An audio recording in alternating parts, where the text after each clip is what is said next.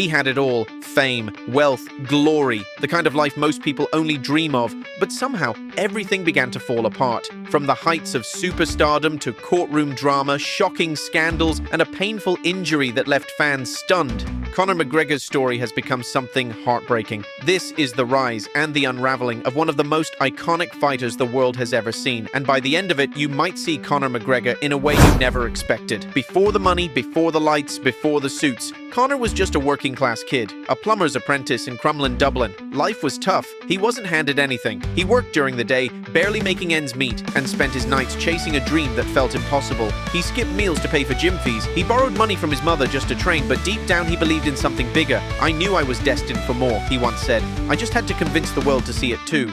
And somehow, he did. Conor exploded onto the scene in Cage Warriors. His knockouts were wild. His confidence was electrifying. UFC President Dana White noticed him right away. When Conor made his UFC debut in 2013, he didn't come in quietly. He came in like a storm. He knocked out Marcus Brimage in 67 seconds, then grabbed the mic and shouted, "Dana! 60 G's, baby!" Right there, the world knew. This guy wasn't like anyone else. Fans were hooked. He didn't just fight. He put on a show. He talked big. He walked bigger. People compared him to Muhammad Ali, not just for the fights, but for the attitude. Every word felt like a punch. Every win came with a mic drop, but that confidence, the thing that made him stand out, it also began to push people away. The UFC realized Conor wasn't just a fighter. He was a walking brand. He could sell out arenas before throwing a single punch. He made fight nights feel like worldwide events. Draped the Irish flag over his shoulders, let him strut into the octagon, and you had magic. He stacked up wins: Diego Brandao, Dustin Poirier, Dennis Siver. He ran through them like they were nothing. But behind the scenes, something darker was brewing. The cheers grew louder, the spotlight got hotter, and soon, Conor started blurring the line between the fighter and the persona. The guy who once dreamed of just making it started acting like he couldn't lose. By 2015, he wasn't just the UFC's biggest name. He was changing the entire sport. He mocked his opponents, predicted knockouts, and he followed through. It was scary how accurate he could be. Then came the fight that changed everything. Jose Aldo. 13 seconds, one punch. That's all it took. Aldo's decade-long reign was over, and Conor stood there, the new king of the featherweights. The world went crazy. He wasn't just a fighter now. He was a legend in the making. Next, he moved up in weight and destroyed Eddie Alvarez. He became the first fighter in UFC history to hold 2 belts at once. Madison Square Garden roared. Conor stood tall with both belts and said, "I'd like to take this chance to apologize to absolutely nobody." That moment? That was his peak. But it was also where things began to slip. The confidence turned to arrogance. He missed press conferences, pulled out of fights, showed up late, or didn't show up at all. Even Dana White, who had once bet everything on Conor, began to get frustrated. Then came the chaos, the lawsuits, the outbursts. In 2018, Conor threw a dolly through a bus window at the Barclays Center. Fighters got hurt. It was no longer about hype. It was real danger. His business empire was booming. Whiskey, fashion, fame. But his focus on fighting, that was fading. He wasn't chasing greatness anymore. He was trying to keep up an illusion. The pressure of being the notorious one was crushing him. March 5th, 2016. Nate Diaz stepped up on short notice to fight Conor at UFC 196. Diaz didn't care about fame. He didn't care about talk. He came to fight. And for the first time, Conor's words didn't land. His confidence couldn't save him. Diaz choked him out in round 2.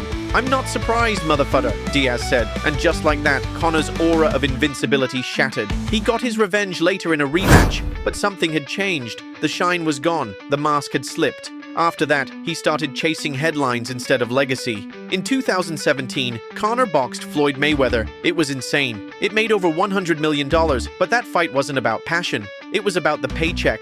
He didn't need to fight anymore. He had everything, and that hunger, it started to fade. He began making headlines for the wrong reasons. Bar fights, legal trouble.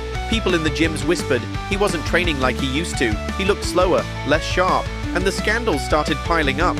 In 2019, a video showed him punching an elderly man in a pub because the man refused to drink his whiskey. It was ugly. Even loyal fans started turning away. And worse, more serious accusations followed. McGregor was under investigation for sexual assault in Ireland. He was never charged, but the headlines were everywhere. The New York Times covered it. Sponsors backed away. Fans didn't know what to believe anymore. Then in 2021, a woman and her mother sued Conor, accusing him of rape in a Dublin hotel in 2018. The allegations were denied, but the damage kept growing. People weren't just questioning the fighter, they were questioning the man. At press events, he looked different. Not sharp, not focused. He rambled, snapped at reporters. The once powerful voice sounded like someone trying to hold on to the past. Then came UFC 264, a third fight with Dustin Poirier. The trash talk was wild. The hype was huge. Conor promised to destroy him.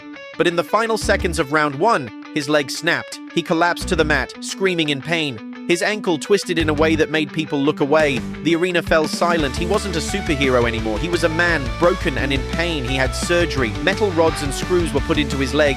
He said he'd be back, that he'd rise again. But something was different. After surgery, Conor promised to come back. He smiled for the cameras, posted flashy photos, vacations, suits, muscles. But fans could see it. Something was off. The fire in his eyes wasn't the same. The smile looked forced. The confidence? It felt like a cover-up. And recovery wasn't just about his leg, it was about his mind. He was facing something deeper. The silence, the loss, the fading spotlight. It was eating him up. In 2023, things got worse. His social media turned strange. He posted random videos late at night, slurring his words, dancing shirtless in clubs, bragging about things that didn't matter anymore. The man who once gave sharp interviews now sounded confused, sometimes paranoid, sometimes lost. It wasn't entertainment, it was disturbing. People around him started whispering about substance abuse, about mental health, about a man who no longer knew who he was without the crowd cheering. One moment he'd post something proud. The next, a sad, desperate cry. "They'll remember me forever," he tweeted once. But it didn't feel like confidence. It felt like fear, a fear of being forgotten. The UFC tried to keep the story going. Conor versus Michael Chandler was announced. A comeback fight, one last dance. But the date kept getting pushed. Conor was pulled from the USADA testing pool, which delayed his ability to fight.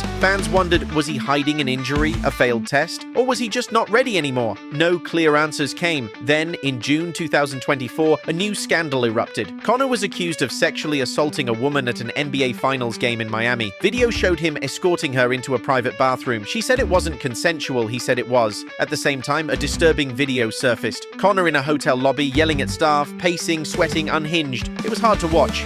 And for many fans, that was it. That was the moment they stopped believing in the comeback. The man who once made the world believe now looked like a ghost of himself.